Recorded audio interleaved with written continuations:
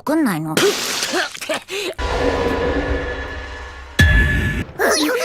だあら、帰っちゃうの？お邪魔しました。 Valentine's Day is coming way sooner than you think. Boys and girls, be ready to make some chocolate for your significant other. And if you happen to be in the global east, boys, make sure that you are getting ready for White Day, because that's your big day to shine. And for all of us single folk out there, get ready for March 14th and the day of black noodles, the day where we slurp these fantastic noodles to try to forget the fact that we're all lonely and sad. But I'm actually not lonely and sad here, because I've had the chance to watch this fantastic newest episode from The Dangers in My Heart. Boy, I was laughing the entire time through. This episode is excellent. And just as a quick plug-in right here, if you enjoyed this episode as much as me, you are going to love the book that I published, Notice Me, Send Pie. It is about a flustered, nervous girl trying to get her crush to notice her by baking delicious goodies in class. This is a hilarious story that I highly recommend if you love rom-coms, especially if you love teenage rom-coms, but most especially if you loved this episode. But in any case, let's dive on into this right here. Hi there everyone, Lars here from Camille's Harem. Not just a podcast by novice writers for novice writers, but also a YouTube channel by novice writers for novice writers. Because writing is an adventure, it's more fun with friends. Oh my gosh, again, I just loved this episode of The Dangers in My Heart. It was a fantastic ride from start to finish. The biggest thing that we got here in this episode is Ichikawa finally admitting to himself out loud and to his sister that he wants to be Yamada's boyfriend. That right there is actually amazing progression for this little guy, because he is finally being honest with himself and he is opening himself up to those things about himself, those dangers in his heart, the real stuff that he sealed away, that he's been nervous to confront this entire time. He is finally opening himself up to that. And we're going to see some amazing progression for him and for his relationship with Yamada in the upcoming episodes. Overall, the plot for this episode was fairly simple. Valentine's Day is coming up. The girls are going to get ready to make some chocolate because, again, over in the global east, things are a little bit different than they are here in the west, where the girls are the ones who actually hand out the delicious chocolate on Valentine's Day on February the 14th, and it is the boys then who must reciprocate with even larger amounts of chocolate on White Day. So despite that expectation, Ichikawa gets roped in to help make chocolate over at Yamada's house, all thanks to Moe. And I freaking love Moe. I know that Hara is actually the best wing woman. She is the wing woman that Ichikawa needs, but she's definitely not the one that he deserves because she's such a sweet cinnamon roll. Chaotic Moe, on the other hand, is the wing woman that Ichikawa definitely deserves, but not necessarily the one that he needs because of the way that she messes around with him. But I mean, at the same time, you can argue that for this episode, he definitely needed her because he totally wimps out and leaves the other girls while they are congregating to go up to Yamada's house to start making chocolate. And it's Moe who comes, grabs him, and says, "No, you are coming along with," and takes him on upstairs. She's also the one who covers for him when Yamada's mother's like, "What the heck? There's a boy here? What's been going on? My precious darling girl, why is there this boy here?" And Moe's like, "Oh, this is my boyfriend, you know." And this thus kicks off all the hilarious misunderstandings, as well as Yamada's jealousy at the fact that Ichikawa's going along with this. He's not bothering to correct her. And of course, as far as Yamada's concerned, the blunt instrument that she is, I've already told you how much I like you, and you're now pretending to be with Moe, with my friend? What is going on here? And I love what's happening as well with the other friends, with Serena, who is watching all of this, who has already long picked up on all of the different signals, but she's not going to say anything, in part because, well, it's not really her business. She also feels like they should be old enough, mature enough to take care of things themselves. That's kind of the vibe that she's giving, but also because she does not want to break Kobayashi's mind by pointing out that Yamada is in love with Ichikawa, because as far as Kobayashi is concerned, the only person that Yamada could ever possibly possibly like is her, and no, not in a romantic way, but because they're still just innocent little children going through middle school. So with misunderstandings galore in this episode, you just get tons of comedy, and that is the key to comedy. Comedy is often about misunderstandings, about people taking something that should be very simple, very straightforward, and taking it to an extreme.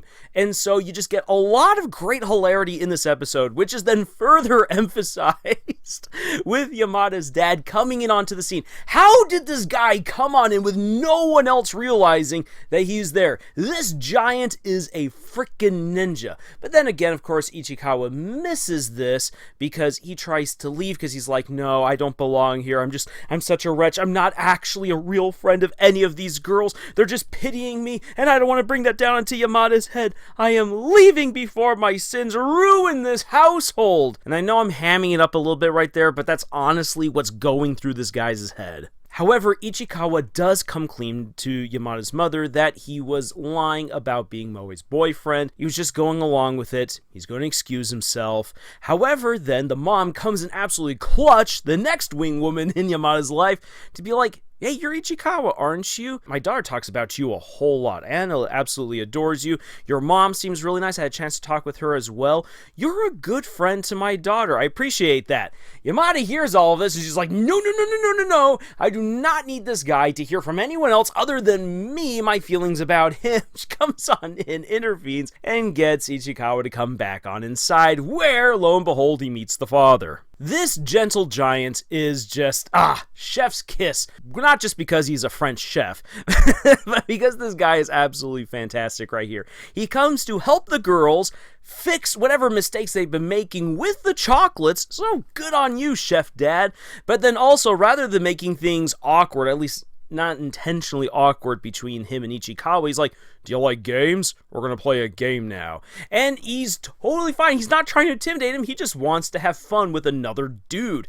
And he gets that, and he says, look, the girls here don't really play games like I do, so I'd like to play with someone else who likes games.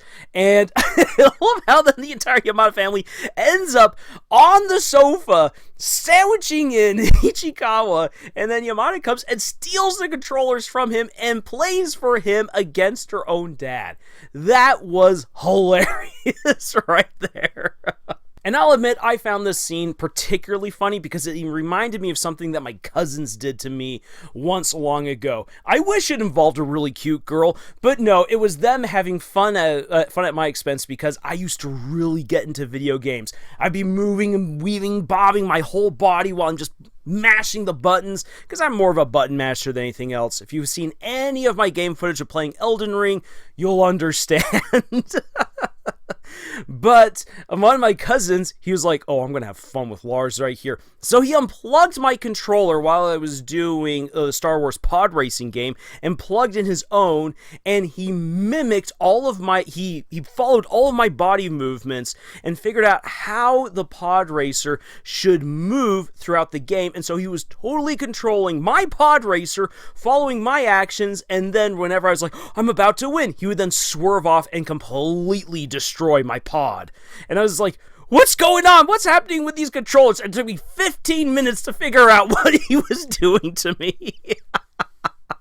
So watching Yamada taking the controls away from Ichikawa, playing against her dad, and her dad having no clue that Ichikawa was not playing, but he's playing against his own daughter, that was hilarious to me, not just because it was a funny setup, but because it reminded me of something that my cousins once did to me. Oh man, I will never be able to get revenge for that, because I'm just not a good enough of a gamer to ever cheat them in that way. The episode begins wrapping up when it's time for everyone to go home, and Yamada pulls Ichikawa behind the curtains, which no one can see them apparently, and shares some chocolate with him, having an indirect kiss. Oh. And Ichikawa then leaves feeling more at ease about the situation with Yamada and really pining for, like, I want to be open with her, I want to fully embrace these feelings, I just don't know if she likes me this way. Ichikawa, my poor boy, once you're able to get over yourself and clearly see things as they are, you are going to be surprised. And again, I know where everything is going to in this season by the end of it, and I am so excited for that reveal. It's going to be fantastic. We got some more drama to go through to get there, but we are getting to that point. Believe you me, the light at the end of the tunnel is there. We're going to see some fun stuff before the end of the season. But finally confessing his feelings out loud, and especially to his sister, really solidifies things for little Ichikawa. And yes, I will say this. Personally, I'm not a huge fan of the middle school tropes of like, oh, we're going to be in love together forever. I have only known a handful of people who are still married years and years after meeting their crush in school, back in high school. Very, very few people actually stay together with the person that they fall in love with when they're an adolescent. And many people who do get together right out of high school, normally that relationship crashes and burns in a really horrible, awkward way. So realistically speaking, this is kind of dumb. And yet, that's the thing. The characters are written so well, the plot is written so well, the humor is on point, and the romance is believable enough that even though this goes against my personal beliefs and experiences, that these two, Ichikawa and Yamada, have any shot at staying together as a romantic item, I believe it and I am rooting for it because I love these characters. I love the dynamic and the relationship that they have, and I want it to continue. That is a mark of excellent writing. And if there's any one bit of good advice that novice authors can take from this episode in particular is the humor and everything aside, if you want to sell what might be an otherwise unbelievable relationship, you need to absolutely nail down the characters. You need to make them fun, engaging, believable, relatable to the audience. If you can do that and the audience is hooked to these characters, then as you build up the relationship between them, they will be invested in this fictional relationship and they will be willing to swallow their sense of disbelief and be like, okay then, I am here for this. I do want to see if these two middle schoolers can get together despite all their differences, and I want to see if they can make it work and make it last. Again, that hinges on how well you deliver the characters. Yamada and Ichikawa are fantastic characters, very well written, which is why most of us have held on for so long. Because otherwise, most people do check out of rom-coms, especially seasonal ones, after the first season. If people stick around, it's because of the characters. So that's my review, that's my analysis for this episode of The Dangers in My Heart. And again, I highly recommend that if you enjoyed this episode, you need to check out my book, Notice Me, Send Pie. More teenage rom-com goodness and as well some pie recipes that you might enjoy are all in that book. But if you'd like to support us in other ways, you can always like, comment, share, subscribe if you haven't already done so. Otherwise, thank you so much for joining us on this incredible adventure that we call writing, and until the next video, y'all, tschüss. 付き合いたい。